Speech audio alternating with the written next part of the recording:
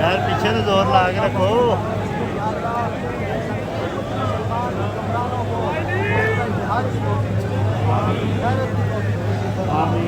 अल्लाह मुल्क पाकिस्तान को गैरतमंद और मुहिब वतन मुहिब इस्लाम हुक्मरान अता फरमा। आमीन लब्बैक या रसूल अल्लाह। व या अल्लाह दीन को तख्त लाने के लिए जो कोशिश करना या अल्लाह इन कोशिशों को अपनी बारगाह में कबूल करना। आमीन। या अल्लाह हमें ज़िंदगी में दीन को तख्त पर देखना नसीब करना। आमीन। या अल्लाह निज़ाम मुस्तफ़ा की बहार नसीब करना। या अल्लाह पूरा अमीन मुजाहिदीन रहमतुल्लाह तआला अलैहि मिशन को पूरी उम्मत मुस्लिम या अल्लाह उनका फैज़ान ताक़ुब क़यामत जारी और सारी फरमा। अल्लाह तआला ला खैर बेटे जी आप पीछे बोलो, प्रेशर ना मारो।